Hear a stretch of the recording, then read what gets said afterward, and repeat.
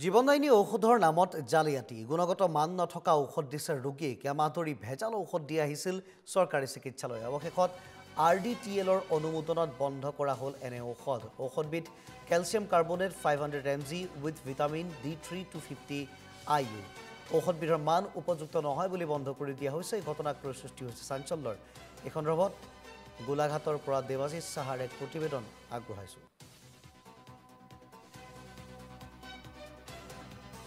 হয় ৰাজ্যৰ বজাৰত ভেজাল মিঠাতেল আপুনি শুনিছে ভেজাল চাউলো শুনিছে বা বিভিন্ন শাক-পাচলি ভেজাল হৈ বজাৰত বিক্ৰী হোৱাৰ বহু তথ্য বহু বাতৰি আপুনি সংবাদ মাধ্যমত দেখিছে বা শুনিছে আপোনাক জনাও যে ৰাজ্যৰ স্বাস্থ্য খণ্ডটো এতিয়া ভেজাল ঔষধ বিতৰণ কৰি আপোনাক বা মোক খুৱাই থকা হৈছে গোলাঘাটৰ যুটীয়া স্বাস্থ্য সেৱা সঞ্চালক কাৰ্যালয়ৰ এখন চিঠিয়ে এতিয়া উদঙাইছে এই ভয়ংকৰ সত্য গোলাঘাটৰ শহীদ কুশল কোঁৱৰ অসামৰিক চিকিৎসালয় আৰু বিভিন্ন স্বাস্থ্য কেন্দ্ৰ উপস্বাস্থ্য কেন্দ্ৰলৈ যুটীয়া স্বাস্থ্য সেৱা সঞ্চালকে প্ৰদান কৰা এখন তথ্যত এখন চিঠিত ওলাইছে এই ভয়ংকৰ সত্য দুটাকৈ দৰবত এবাৰ গুণগত মান নোহোৱাকৈ প্ৰায় এটা মাহে গোলাঘাটৰ ৰাইজক খুওৱা হ'ল সাধাৰণ দৰিদ্ৰ লোকে বিশ্বাস কৰি খোৱা এই চৰকাৰী দৰবসমূহ এতিয়া ধৰা পৰিছে বিভিন্ন ভেজালজাত সামগ্ৰী এই সমগ্ৰ তথ্য উদঙাইছে দুৰ্নীতি নিবাৰক প্ৰকৃতি সুৰক্ষা সমিতি অসম নামৰ এটা সংগঠনে মোৰ সৈতে সংগঠনটোৰ কেন্দ্ৰীয় সভাপতি নিতুল শইকীয়া ডাঙৰীয়া উপস্থিত আছে এই সমগ্ৰ ঘটনাটোৰ সন্দৰ্ভত তেখেতসকলে এটা ভয়ংকৰ সত্য এতিয়া উদঙাবলৈ চেষ্টা কৰিছে বা এই সমগ্ৰ ঘটনা সন্দৰ্ভত যুটীয়া স্বাস্থ্য সেৱা সঞ্চালকৰ কাৰ্যালয়েও এই ধৰণৰ এটা ষ্টেটমেণ্ট প্ৰদান কৰিছে NKTVক মই গোটেই কথাটো পাতিম যে কি দৰবৰ প্ৰকৃততে গুণগত মান নোহোৱাকৈ ৰাইজক বিতৰণ কৰা হৈছে কিমান দিন বিতৰণ কৰা হ'ল আৰু সেইসমূহ সেৱন কৰিলে ৰাইজৰ এতিয়া কেনেধৰণৰ অসুবিধাৰ কথা আপোনালোকে গ্ৰাউণ্ড জিৰোত পাইছে এতিয়া এই আপোনালোকে দেখিছে কেলছিয়াম নামৰ এটা যিটো দৰব আছে 500 mg উইথ ভিটামিন D3 250 এই টেবলেটটো আৰু এটা কিবা টেবলেট আছিলে তেখেতলোকে মানে এইটো বিতৰণ কৰিছে কোনো কোৱালিটি চেক নকৰাকৈ বিতৰণ কৰিছে আৰু কোৱালিটি তেখেতলোকে কোৱালিটি কিয় চেক কৰা নাই নাজানো প্ৰায় এইটো জুন মাহৰ প্ৰায় 11 তাৰিখমানৰ পৰা বিতৰণ কৰি আছে নেকি এইটো মানে প্ৰায়বিলাক হস্পিটেলতে মানুহক খোৱা হৈছে আৰু খোৱাৰ পিছত আজি এমাহৰ পিছত কি কৰিছে তেখেতলোকে সেইটো বন্ধ কৰিবৰ কাৰণে এটা ষ্টে অৰ্ডাৰ উলিয়াইছে জইণ্ট ডিৰেক্টৰ অফিচৰ পৰা ষ্টে অৰ্ডাৰটো উলিয়াই তাত লিখিছে যে নট ষ্টেণ্ডাৰ্ড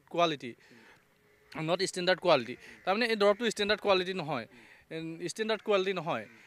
ষ্টেণ্ডাৰ্ড যদি কোৱালিটি নহয় তেখেতলোকে আগতে কোনো পৰীক্ষা নকৰাকৈ মানুহক খুৱাই দিছে মানুহৰ বিভিন্ন ধৰণৰ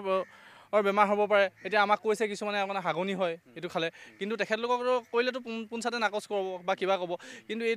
এই এনেকুৱা ভেজাল ঔষধৰ গোটেই মানে বেহা চলি আছে বুলি জানিব পাৰিছোঁ অসমৰ মানে গোটেই স্বাস্থ্য বিভাগটোক ভেজাল ঔষধৰ ব্যৱসায় চলি আছে এইটো কোনে কৰিছে কোন জড়িত হৈ আছে এইটো এটা উচিত তদন্ত হ'ব লাগে কাৰণ এই ভেজাল বস্তু খুৱাই মানুহৰ কিমান বেমাৰ হ'ব পাৰে সেইটো এটা গুৰুত্বপূৰ্ণ কথা হৈছে আৰু তাতে হ'ল কি এই বুলি নহয়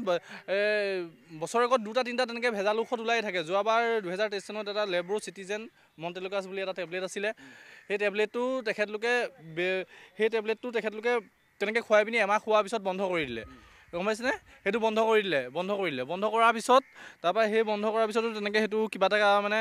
কাৰণত বন্ধ কৰি থৈ দিলে কিন্তু তেখেতলোকে এটাই কথাই দেখে লক্ষণীয় কথা হৈ আছে আমি 2 বছৰমান ইয়াত চাই আছোঁ এই কোম্পানীটোৱে যিটো কোম্পানীয়ে এই টেবলেটটো দিয়ে তেখেতলোকৰ ওপৰত কিন্তু স্বাস্থ্য বিভাগে কি ব্যৱস্থা লয় একো আইনী ব্যৱস্থা লোৱা দেখা পোৱা নাই কিহৰ কাৰণে নলয় তেখেতলোকতো কিবা এটা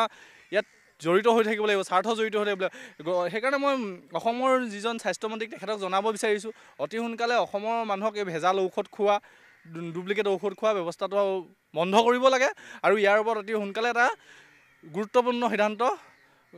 সিদ্ধান্ত ল'ব লাগে আৰু যদি এইটো ইনভাইৰনমেণ্টেল বা কিবা প্ৰব্লেমৰ কাৰণে হয় বা কিবা কাৰণে হ'ব পাৰে আপোনালোকে তাত গৈ চাগে গম পাইছে কিবা কাৰণে যদি হয় এখন ডিষ্ট্ৰিক্টত এখন জিলাত হ'ব পাৰে কিন্তু অসমৰ গোটেইকেইখন জিলাতে হ'ব নেকি এইটো টেবলেটটো মানে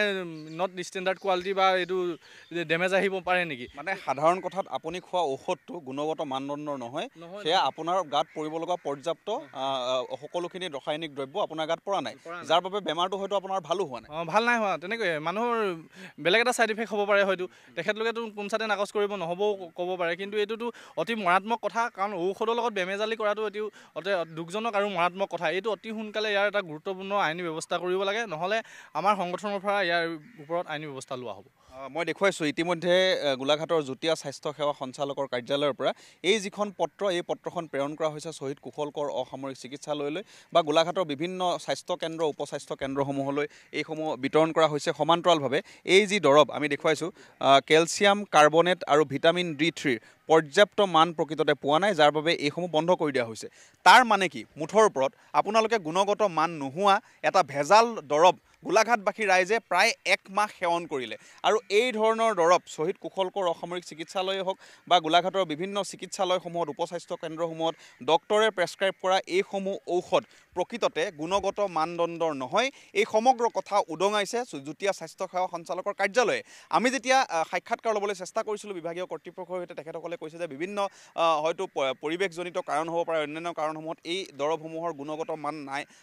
কমি যাব পাৰে বুলি ইতিমধ্যে তেখেতসকলে উল্লেখ কৰিছে বা এইসমূহৰ ক্ষেত্ৰত ভেজাল আহিব পাৰে গতিকে এইসমূহ দৰৱ বিতৰণ কিয় কৰা হৈছিল প্ৰশ্ন নং 1 দ্বিতীয় কথাটো হ'ল এইসমূহ দৰৱ সেৱন কৰাৰ